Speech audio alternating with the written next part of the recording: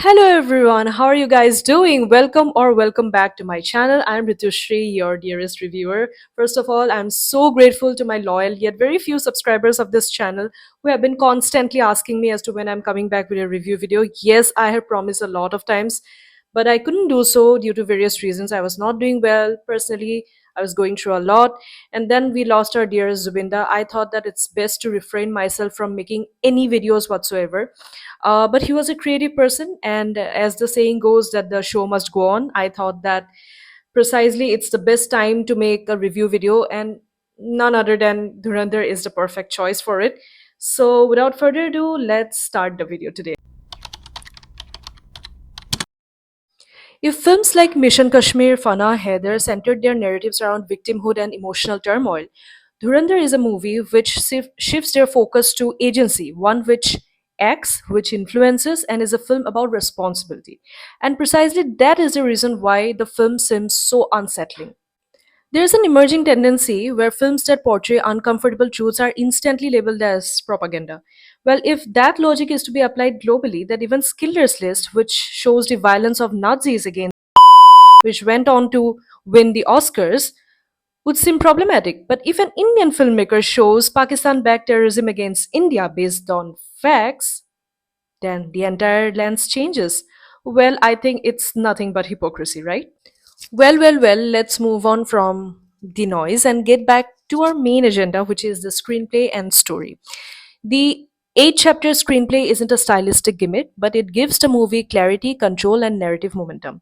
In an era dominated by short form content, it was impossible to hold the audience for more than 3 hours. Aditya Dhar succeeds by structuring the narrative into episodic chapters, one which he has already done in movies like Uri, Article 370, and also got echoed in other movies such as Tumbar, originally popularized by Quentin Tarantino. Now let's move on to my most favorite part, which is the characterization. Without giving much chapter wise details, of course, to avoid spoilers, the film opens with R. Madhavan, who is seen to be playing the director of Intelligence Bureau named as Ajay Sanyal. Based on the real life character of Ajit Doval, he is seen to be negotiating with the hijackers of IC 814, simultaneously working to neutralize further impending terrorist attacks in India. He was often found to be in loggerheads with the priorities of the political establishment back then in India. The narrative then introduces the long term planting of a spy, played by Ranveer Singh with the character named Hamzali Mazari. Aditya Dhar consciously put Ranveer Singh as a spy, stripped of all the spectacle. No sculpted abs, no stylish entry, no heroic movements. His introduction is as raw and as unglamorous as possible. He is shown to be a Balochi laborer who enters mainland Pakistan, specifically Liari in Karachi. And Ranveer Singh plays it with remarkable restraint. Now, one may argue that Akshay Khanna steals the show. Well, he does, but one must also remember that Ranveer Singh's character is written or meant to be invisible. He is trained to observe, to blend in, to record every detail, so much so that it nearly takes 1 year for him to even get registered into Liari's most notorious gangster lobby. He is shown to be a common worker, from sweeping floors to cleaning tables to making fruit juices, deliberately making the routine mundane. A quiet moment arrives when the absence of food from his homeland hits him emotionally, and Ranveer plays it with absolute finesse.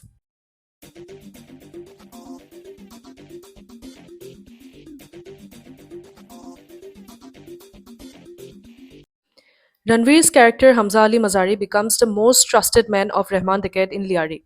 Despite the trust, he stays alert through subtle eye movements, constantly observing and recording. The 2611 sequence in the movie is a performance high for Ranveer. In a tight close up shot, Ranveer is seen to express the anger, grief, and helplessness, even cheering with the perpetrators of 2611 just to maintain the cover. The narrative then slowly uncovers uh, Ranveer's plans as to how he will dismantle the Liari's underworld by becoming a part of it. Okay, now, so let's talk about Akshay Khanna, the most talking point of the movie, and rightly so. His introduction as Rahman Dakait, the leader of the Baloch gang, is brutally effective, defining a man who was a terror in Liari, ruthless enough to spare no one, not even his own mother. The screenplay instantly establishes his aura, his dominance over the entire area in Liari, and of course, the fear he commands. With his trademark coal expressions, Akshay proves how a clean shave, impeccably dressed man of slight build can feel infinitely dangerous than the overt displays of violence. I have three particular shots of Akshay Khanna in my mind right now, but they are so spoiler heavy, so I'll let the viewers discover them on their own. In Gen Z terms, Akshay's aura is so overwhelming that it feels dangerously easy to be comfortable with the man who was responsible for the 26/11 attacks. Akshay Khanna, be it in his close up shots or in the expansive long shots, was consistently commanding throughout the movie. Arjun Rampal's portrait of Major Iqbal, inspired by the true life character of Ilyas Kashmiri, is shown to be an ISI officer, is deeply unsettling. Even a brief moment of him laughing, which can be seen in the trailer itself, is enough to send a chill down your spine. His disturbing calm while committing acts of cruelty against a captured Indian spy is rendered with terrifying restraint. The way this entire scene is staged and written creates an atmosphere so cold and oppressive that it lingers with you even after the scene ends. The film subtly draws from real incidents of Ilyas Kashmiri's operations, reinforcing how close this character remains to real world horrors. Okay, now so it's time for Sanjay Baba. Sanjay Dutt steps into the real life character of SP Chaudhry Aslam of the Liari Task Force with commanding confidence. Portrayed as fearless, no nonsense officer, the story draws inspiration from Chaudhry Aslam's documented incidents during the period of 2005 to 14 when he was instrumental in taking down several terror operatives. Sanjay Dutt's introduction into the frame is instantly iconic and refreshingly, this time it is not about autopilot acting. We see Sanjay Dutt full blown, engaging into sharp action beats, timed humor, and his screen presence is genuinely very explosive this time. Now let's take a moment to applaud the tertiary and the supporting cast. First of all, we have Mr. Rakesh Bedi, who played the role of Jamil Jamali, inspired by the true life character of Nabil Gabol. Then second, we have Gaurav Gera, who played the role of Mohammad Aslam, an IB agent operating in Liari. Then we have Danish Pandor, who played the role of Uzair Baloch, second in line command of the Baloch gang, and also Rahman Deket's cousin. We had Manav Gohil, Soumya Tendon, Ankit Sagar, Navin Kaushik, all of them just brilliantly and seamlessly blended into the narrative and did their part extremely well. Aditya Dhar introduces each character with careful precision, ensuring that those even with limited screen time remain identifiable, connected to the story, and memorable by names. Okay, now let me tell you why Aditya Dhar is a fearless genius of a director. First, he dares to portray the real incident of Kandahar hijack, something which Ajit Doval himself has confirmed in interviews where he went inside the aircraft to negotiate with the hijackers. Number two, Dhar then goes on to show the 2001 parliament attack, exposing how the political establishment back then in India failed adequately to address the terrorism backed by Pakistan in India. Number three, he then goes a step further to haunt the audience, forcing us to relive the horrors of 26/11 through real call recordings and authentic media coverage. Those moments were unbearably painful to watch in the theaters. Any true nationalist, including myself, had their blood boil in anger and silently prayed to serve the nation, if not in this lifetime, then definitely in the next. Number four, Dhar also shows how Major Iqbal, Khanani brothers, Chima, Bhuttohi, Rehman the Cat all were instrumental, in fact, the primary masterminds in shaping the 26/11 Taj or the Mumbai attack. Number five, Thar also weaves in the counterfeit currency scam of Delaru, fictionalized as Lazarus Do Company, where ISI used our 500 and 1000 printing plates to flood India with counterfeit or fake currency notes to fund terrorism. Can you believe that? Okay, enough of serious talking. Now, a little spoiler alert. Even though I have watched a film multiple times, actually three times, there's this particular scene which has stayed in my mind for quite a long time, where the characters Hamza and Yelena see each other for the first time, and him wearing a maroon kurta and she in a pristine white shalwar kameez, looking through a maroon curtain, is pure screenplay at its best. And if you haven't watched the film yet, I'll stop right here. Just go and listen to the lyrics of the song which was used for this scene. Oof, pure mastery, Aditya Dhar. What a screenplay, man. Okay, now moving on to that section of a film which the guys like a lot and wait eagerly about, that is the action sequences. The action sequences were portrayed wonderfully throughout the movie. I do not speak much about action as such, but then Yannick Ben, Ramazan Bulod, Ezaz Gulab, and Seong Oh have made the narrative so gripping that there is no room for criticism whatsoever. My personal favorites were the car and the bike chases. Don't worry, no details, so no spoilers. Ranveer Singh is also seen to be doing the classic bow and arrow choke move from Jujutsu, if I'm not mistaken, and also the parkour sequence. It's very limited in time, but then I really like that they have included that as well. And I also feel that most of the parkour sequences are there in the second part of Dhurandhar, which is coming out in March. And let's see how the action pans out to be. Now, moving on to cinematography. One of Dhurandhar's strongest visual is the use of darkness as a narrative. Shadows aren't decorative, they amplify the tension and reflect the uncertainty of the mission. From claustrophobic Karachi safe houses to narrow lanes, each frame feels uneasy. The cinematographer of the movie is Vikas Naulakha, popularly known for films like Lapata Ladies, Brahmastra Part 1, employs muted color palette over glossy visuals, reinforcing the moral ambiguity, an aesthetic which Aditya Dhar has favored over the time since Uri and even in Article 370. The action further suggests Aditya Dhar's preference for realism over heavy VFX. The sequences feel grounded and tactile, most likely achieved through practical methods like reed vehicles, drones, gimbals, POV shots, choices that enhance the immersion rather than spectacle alone. The film was largely shot in Thailand, where elaborate sets were constructed to recreate the dense and narrow lanes of Karachi and the underworld of Liari.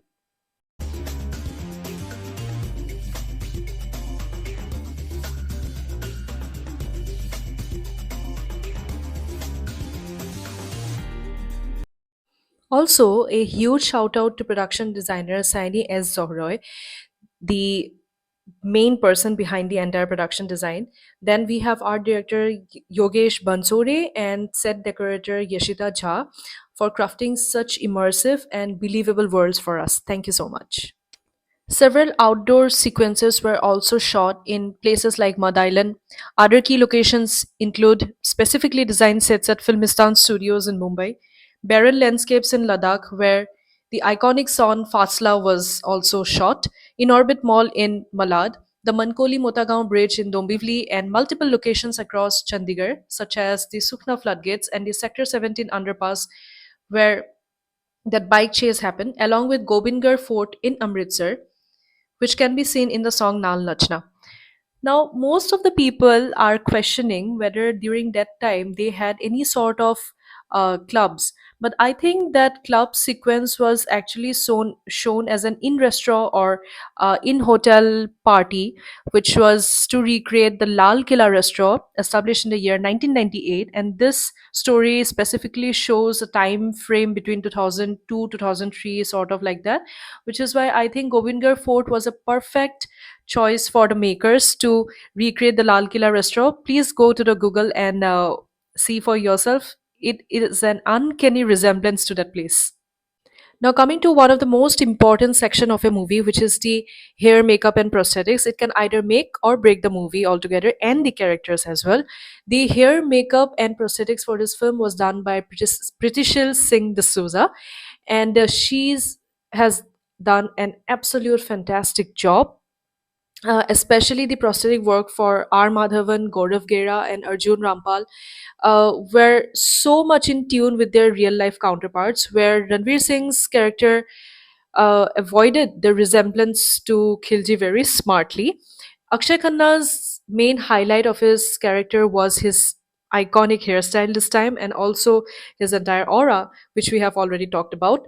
Pritishil Singh D'Souza is known for films like Haider, Padmavat, Bajirao Mastani, big budget movies, and it clearly shows that she is good at her job.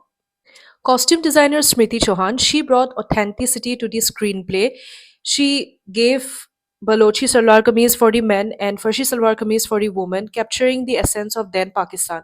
She also collaborated with this brand named as Diwani for Hamza's wedding attire and also Rahman the Kid's black ensemble, along with some earthy tones and intricate Zardozi work, which adds depth to the characters. She also told in an interview how she kept practicality in mind and uh, used silicone to make the jewelry so that the men they don't end up hurting each other during the action scenes. Ranveer Singh, he just looked phenomenal. He bulked up. He looked fierce, smoking hot. Hands down, he was the most good looking one in this entire movie, at least for me. Shashwat Sachdev's music is nothing short of genius. He blends old music tracks with this new age music while keeping the soul of the original track intact. And he has used his techno outros. I think my metalhead friends will know that better and correct me if I'm wrong. And the tracks of the movie are very loop worthy, of course. But what's the biggest win is that they blend seamlessly with the narrative and the screenplay of the movie. And even the background score is so gripping, and big boy energy moments are there where you'll feel like attending some live drum jamming session, and they were my absolute favorites. A standout moment for me is when the tea table conversation happens between the characters Hamza and Muhammad Alam, and the popular ghazal by Ustad Ghulam Ali Chupke Chupke Raat Din plays, and also the song Lut Le Gaya with fierce presence of Rahman Taqir on screen shows the sheer dominance and fear people have for him in Liari. And finally, the Shanti mantra from the Upanishads Asatuma Sadgamaya, uh, when it plays on the screen with that screenplay, it has given me the goosebumps of a lifetime. And for those who have not watched, let me not spoil it for you. For a moment, uh, I think those of you who have watched it, we all have thought the same thing, right? That Hamza is cooked. He is cooked. Anyway, let's move on. Casting by Mukesh Chabra is absolutely spot on, except for this debate that has been going on between Sara Arjun and Ranveer Singh's age, and also the 12 to 14-year age difference that has been shown in the movie between the characters Hamza and Yelena, which is very much understandable, but it is script driven. One must understand that she has been honey trapped by Hamza, which is a very common phenomenon which is done by spies and in espionage situations where impressionable young girls are being manipulated because they can be manipulated in the name of love, which is a very real yet hard truth or hard pill to swallow. Sara Arjun, playing the character named Yelena, is very expressive. She has a good command over Hindi diction and faces the camera very confidently. uh, sh- Thanks to her early grooming and a lot of projects as a child artist, that she feels very comfortable and assured. Her presence in the screen doesn't feel irksome. It's very refreshing, and it is good to see that we have a new face which is not launched by YRF or Dharma. Well, I said what I said. So before closing this video, I would like to take a moment and applaud Aditya Dhar uh, for this wonderful screenplay where he uses each frame so beautifully, right from the start, where he uses Bhagavad Gita's chapter 2, verse 37, where Lord Krishna urges Arjun to stand up firm and fight, even if it means with his own kith and kin, thereby ending the chapter 8 with the title Et tu Brutus from Shakespeare's famous play Julius Caesar, as you can all know, thereby depicting or weaving the ideology, betrayal, and destiny, finally laying uh, on the Kawali, Nazo Andaz se kehte hai ki jeena hoga, which depicts that you have to accept your destiny with grace. I think this is an award worthy screenplay at this moment, and I tip my hat off to Aditya Dhar for this. So, as I already said, hats off to Aditya Dhar for mounting such a film with this much of clarity and conviction. As Arjun Rampal appropriately said in the trailer launch, that हम चले जाएंगे ये picture रहेगी. Uh, a line that captures the confidence behind storytelling. And it has been backed by producers Jyoti Deshpande from Geo Studios and Lokesh Her from B62 Studios. The film invites audiences to reassess certain decisive moments in the recent history, um, encouraging reflection rather than judgment. And I have so many things to talk about this movie. You know, certain points like where Shashwat Sachdev used that Scottish Highland bagpipe in the song Easy Easy at the start. Such a game changer for this entire music. And then overall, the choice of voice that he has made for each song again is masterclass. So yeah, so many things to talk about, and it is absolutely difficult to talk about so many things in one video. The video has already got very extended, I know about that, but what can you expect for a 3 hours 32 minutes long film? I mean, I literally haven't slept maybe for 2 nights straight just to prepare the script, but I'm so glad I did it. And after a long time, I did it. So, guys, please keep pouring your love. Please share this video as much as possible. I have put my heart and soul into it. And yeah, if you're new to my channel, please subscribe, like my video, and I'll see you with the next one. Till then, bye, guys. Take care.